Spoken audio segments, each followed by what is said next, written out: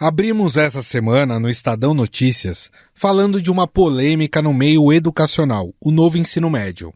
O projeto tem causado dúvidas em pais, alunos e professores sobre a sua aplicação e como cada estado vai tocar o processo.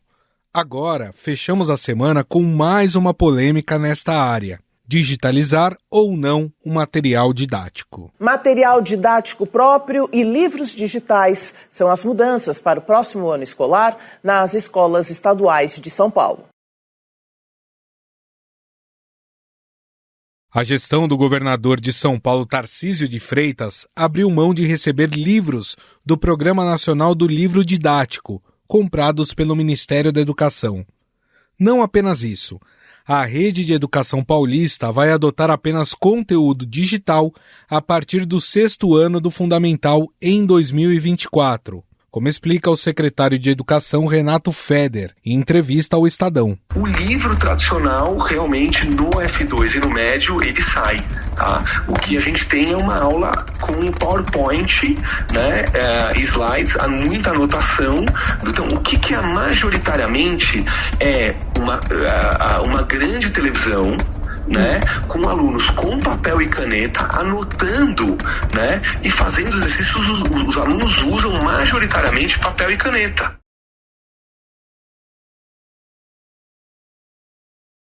Com a decisão, o governo paulista abre mão de um montante de cerca de 120 milhões de reais apenas considerando o Fundamental 2.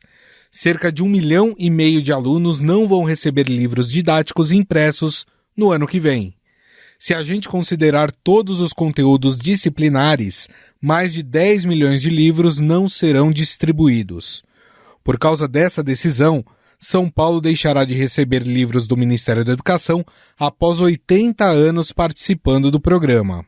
Segundo a Secretaria de Educação do Estado, apenas conteúdo produzido pelo próprio governo paulista será usado para manter a coerência pedagógica. Um professor que está em 3 escolas, ele tem 3 livros de geografia diferentes. Um aluno que sai de uma escola e vai para outra, muda o livro. Né? Então, é muito complicado você ter toda essa mudança toda hora. E fora que São Paulo já tinha também o seu livro concorrendo com o livro nacional. Então, não fazia sentido. Então, a gente prefere unificar, ter o nosso currículo feito pelos nossos professores.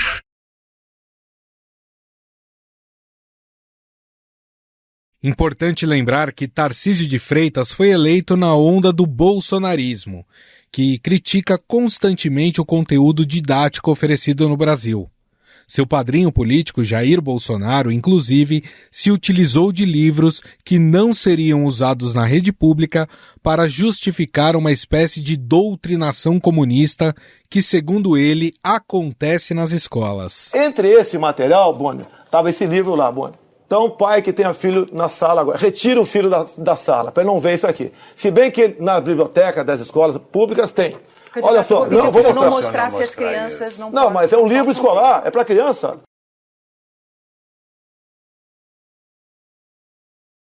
Fora isso, existe um outro grande problema. Boa parte dos estudantes não tem acesso a meios tecnológicos, o que acaba prejudicando os estudos. O secretário Renato Feder diz que a solução nestes casos será as escolas imprimirem o material digital para quem precisar. A escola é orientada a imprimir o material para esse aluno. Então, os slides, você imprime e entrega para o aluno estudar, fazer suas anotações, seus comentários. Então, ele recebe o material impresso. Ainda para justificar o abandono do Programa Nacional do Livro Didático, o governo diz que, após uma avaliação de técnicos da educação, foi constatada uma perda de qualidade, profundidade e conteúdo do material. O PNLD foi reestruturado no governo de Fernando Henrique Cardoso, quando passou a estabelecer critérios rígidos de avaliação do conteúdo. E foi em 1976 que o Fundo Nacional de Desenvolvimento da Educação, o FNDE, passou a fazer parte do programa que hoje é um dos maiores do mundo. E você acha que é fácil produzir e distribuir 150 milhões de livros? Os livros percorrem um longo caminho até chegar às mãos das crianças, processo que demora cerca de 3 anos. São muitos passos.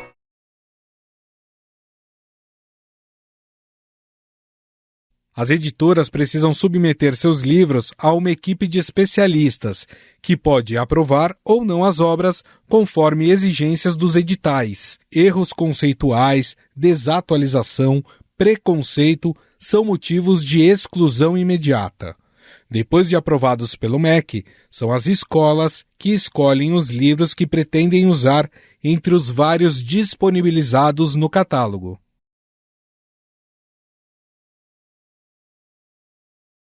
Um relatório da Unesco, que é o braço da ONU para a Educação, recomenda o uso da tecnologia apenas como complemento de estratégias de sala de aula e não como substituição. Relatório da Unesco, que reuniu pesquisas sobre o uso da tecnologia na educação, mostra, por exemplo, que os alunos levam até 20 minutos para retomar a concentração depois de usarem o smartphone. E lista países que proíbem o uso de celulares, tablets e relógios inteligentes em sala de aula. É o caso de Espanha, Portugal, Finlândia e Holanda. Um dos estudos do relatório mostra que os resultados de 79 países que participaram da avaliação internacional da OCDE, houve uma melhora de desempenho quando a tecnologia foi usada de forma moderada. Uma das razões apontadas é a distração causada por equipamentos eletrônicos, como no caso do celular, que tem sido proibido em 1/4 dos países analisados pela Unesco. Além disso, os estudos mostram que a leitura digital pode afetar a compreensão, a retenção e a reflexão dos alunos. Afinal, o quanto a medida do governo de São Paulo coloca em risco a qualidade do ensino e o futuro das novas gerações? O governador Tarcísio de Freitas vai consentir com essa política pública? Sobre o assunto, vamos conversar com a presidente executiva do Todos pela Educação, Priscila Cruz. Tudo bem, Priscila? Tudo bom, Gustavo? Prazer falar com vocês. Prazer é todo nosso. Eu queria saber como é que a senhora vê essa decisão do governo de São Paulo em digitalizar os materiais didáticos e de que forma isso pode impactar no aprendizado dos jovens. Primeiro, acho que tem que pontuar que o uso cada vez mais intenso de novas tecnologias, de novas metodologias mais ativas, de inovações na sala de aula, na gestão das escolas, na gestão das secretarias, enfim, a gente precisa realmente caminhar numa direção de fazer diferente, porque da forma como a educação vem sendo implementada, pensada até inclusive no Brasil, não tem surtido os resultados que a gente precisa e que os alunos têm direito de ter, especialmente na aprendizagem, e aprendizagem com menos desigualdade, que eu acho que essa é uma das grandes marcas, infelizmente, da educação brasileira. Mas, dito isso, esse caminho radical, que é como se a gente estivesse num universo, né, numa forma de fazer educação, e aí tem um cavalo de pau que nos leva, né, aqui no estado de São Paulo, para um caminho completamente distinto, uma substituição de livros físicos com textos mais longos, com textos mais elaborados, o manusear, que é muito importante, com as pausas que o livro físico propicia aos alunos, né? Cada vez que a gente vira uma página, tem uma quebra de tempo, uma pausa para pensar, para refletir entre parágrafos, anota ali do ladinho. Um outro ponto que é o aluno poder levar o livro para casa, com calma, no seu canto, né, o canto que ele tem ali de estudo na casa, poder manusear esse livro, ler, reler as suas anotações, e sair desse modelo e ir para um modelo de 100% digital, com inclusive uma avaliação da leitura do aluno. A leitura é feita na tela, e que, enfim, a gente tem já muitos estudos mostrando que a leitura em tela, ela tem uma qualidade inferior, ela tem a capacidade de aprendizado a partir de leitura em tela é menor do que o aprendizado que acontece no livro físico. Então, a gente está saindo de um modelo que é basicamente físico para um modelo 100% digital. E algo que eu acho que é muito importante a gente chamar a atenção nesse ponto, Gustavo, que é a falta de um piloto, de uma implementação numa escala menor, tendo seus efeitos medidos, para aí sim ter uma escala do tamanho que é a escala de São Paulo. A rede estadual de educação de São Paulo, se fosse uma empresa, seria a maior empresa do mundo. Então, a gente está falando aqui de uma implementação em larguíssima escala, praticamente, né, de um dia para o outro, sem, obviamente, uma formação adequada, mas mesmo que tivesse uma formação, esse modelo 100% digital, como a gente não tem nenhuma evidência de que isso funciona, pelo contrário, a gente tem as evidências das limitações do digital, isso sendo implementado nessa escala gigantesca de São Paulo, tem uma questão até relativa à responsabilidade dos recursos públicos. Além de abrir mão de um recurso federal aqui para o estado de São Paulo, tem também o de investimento no caminho educacional, que pode não dar em nenhum resultado, ou dar um resultado muito acanhado, sendo que a gente precisa avançar muito, né? Nos indicadores gerais aqui do estado de São Paulo, um estado que, pelo nível socioeconômico dos alunos, deveria ter um resultado maior. O São Paulo não está entre os piores estados da República, mas se a gente for fazer uma ponderação pelo nível socioeconômico dos alunos daqui do estado, a gente deveria estar numa posição melhor. Então, esse tipo de uso experimental em larguíssima escala, utilizando a vida de milhões e milhões de alunos e professores e famílias e comunidade escolar em algo que não foi testado, não teve um preparo prévio. Então, acho que isso é muito preocupante. Inclusive, na semana passada, a Unesco apresentou um relatório com diversos estudos, né, em que a tecnologia ela ajuda na aprendizagem quando ela é usada como um complemento e não como uma substituição, né? Enfim, vários estudos, você citou aí alguns, né? Tempo de tela, o quanto é prejudicial para os olhos também, ficar muito tempo olhando para uma tela. E fora isso, Priscila, tem a questão também de que boa parte desses jovens não tem acesso à internet, não tem acesso à tecnologia, às vezes não tem nenhum aparelho celular.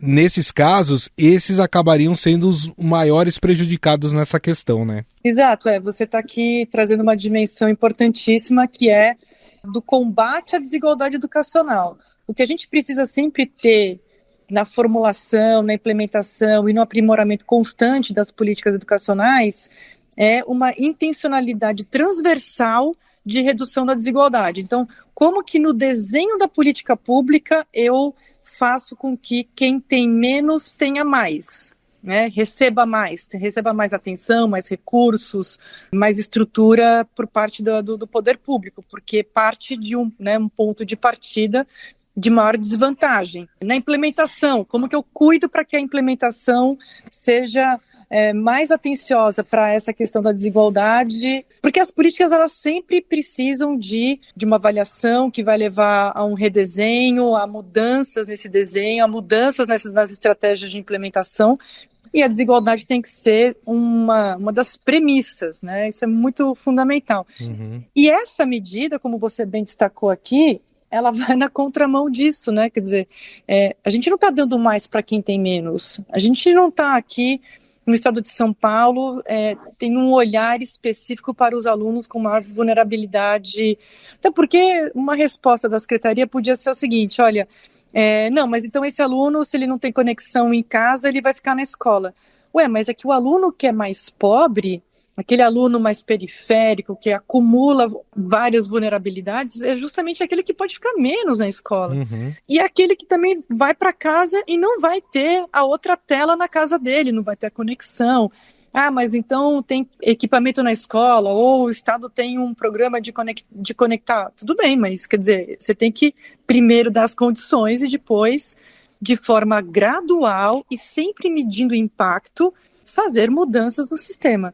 Eu quero reforçar aqui esse ponto, que acho que não pode haver resistência em relação ao apetite de uma secretaria em promover inovações. Isso é muito importante. É importante que a gente tenha cada vez mais a disposição de fazer diferente, de testar outros caminhos, de modernizar o ensino, de modernizar a gestão de uma escola. Isso é muito importante.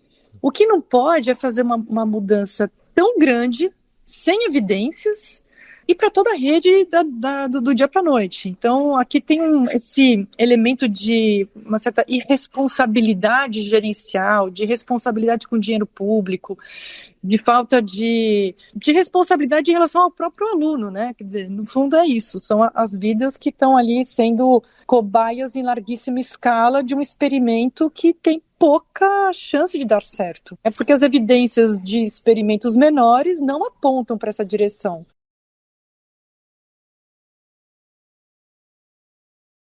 A retórica utilizada para que se fizesse essa mudança, essa saída do programa, do livro didático, me chamou a atenção porque foi falado que os livros didáticos comprados pelo MEC são ultrapassados, desatualizados, e eu sempre ouvi que o Programa Nacional do Livro Didático é um programa muito rígido em relação ao conteúdo, ao que está escrito, ao que está sendo passado para os alunos.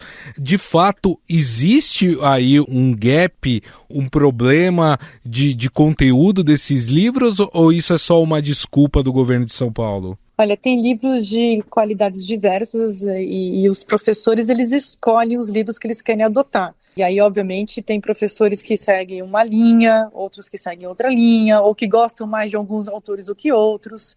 Houve um desinteresse do governo, na gestão passada, no governo Bolsonaro, em relação ao PNLD.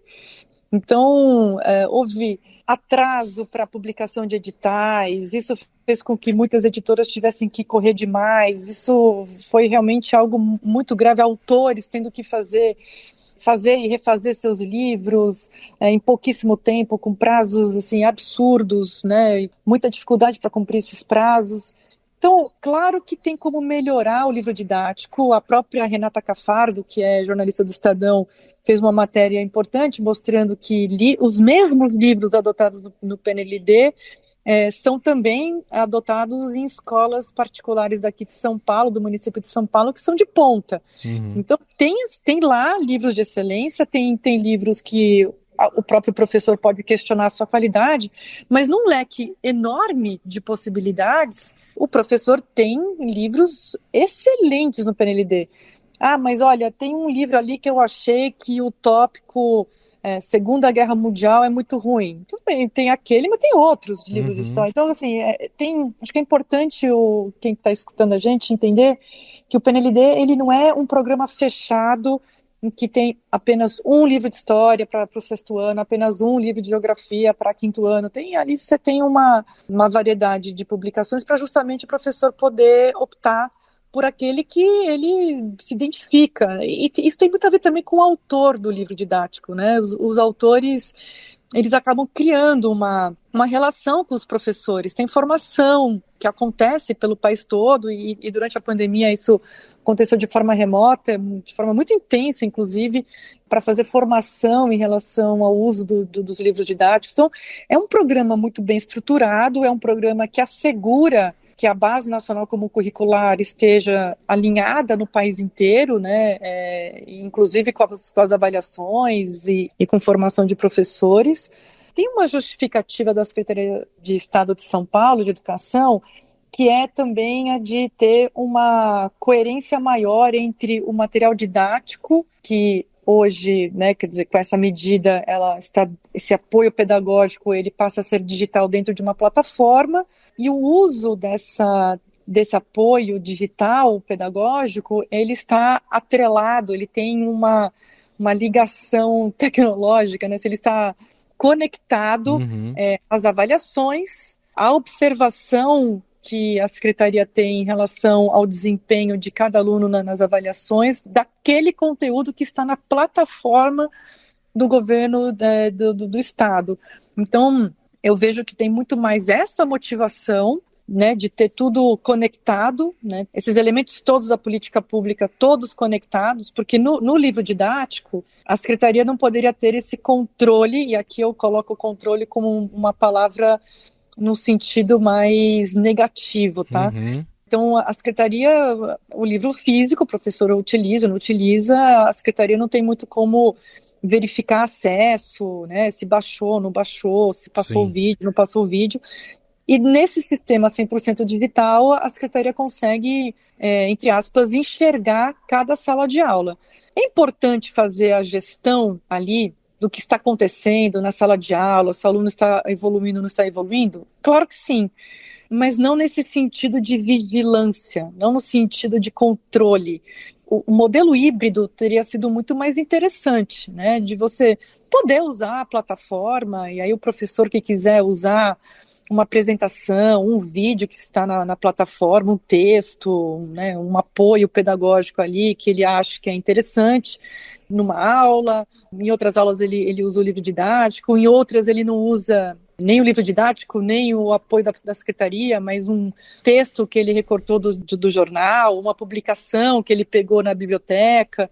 Então, essa forma de fazer com que o professor seja o piloto da sala de aula é muito importante que isso aconteça. E aí, óbvio que o resultado precisa ser cobrado do professor. Quer dizer, ninguém quer dar autonomia sem a responsabilidade com resultados. Mas qual que é a questão que eu acho que é muito essencial nesse caso? É que a vigilância da secretaria não levará a mais resultados, porque não é a vigilância que vai fazer com que o professor ensine mais ou menos os seus alunos.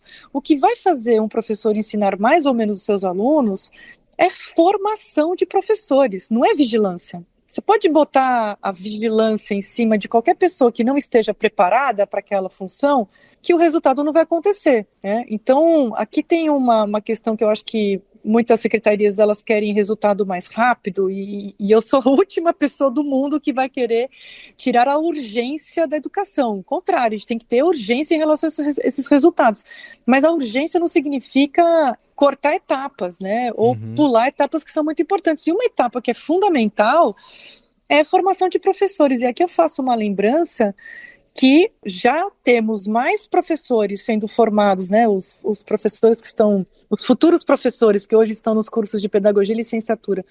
Hoje a gente tem mais professores sendo formados 100% à distância, 100% EAD, em cursos absolutamente precarizados, do que aqueles que estão fazendo presencialmente com uma formação mais substantiva, muito mais uma densidade que é compatível com a complexidade que é ser professor de sala de aula, que é uma das atividades mais complexas que existe e que parece que o Brasil fica brincando com isso, com essa formação. Existe uma farra do EAD, essa farra do EAD ela não traz nenhum tipo de indignação na sociedade. Alguns secretários estão muito incomodados com isso e já vem sinalizando e cobrando o Ministério da Educação providências para fazer com que os professores sejam formados presencialmente, com estágio em escola pública, fazendo uma articulação bem feita entre teoria e prática.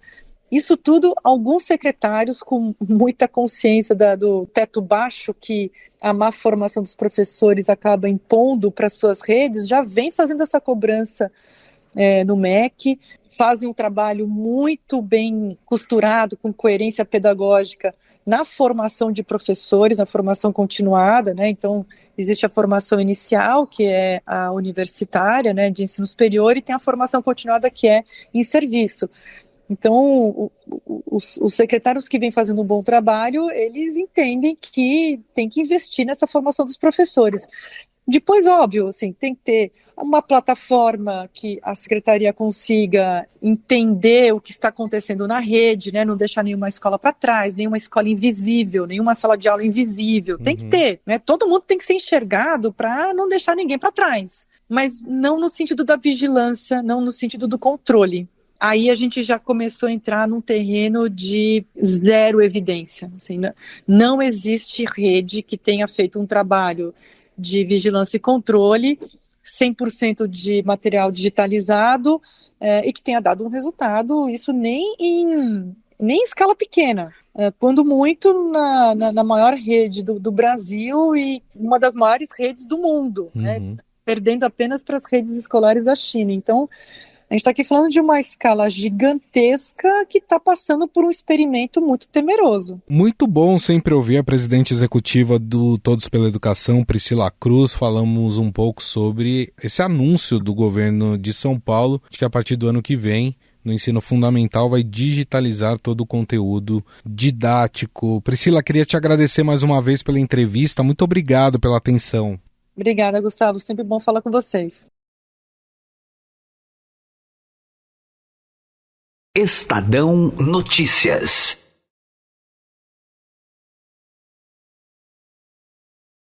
O Estadão Notícias desta sexta-feira vai ficando por aqui. Contou com a apresentação minha, Gustavo Lopes, o roteiro, produção e edição são minhas, de Jefferson Perleberg e Gabriela Forte. A montagem é de Moacir Biasi. Mande sua mensagem ou sugestão para o nosso e-mail, podcast@estadão.com. Um abraço e até mais.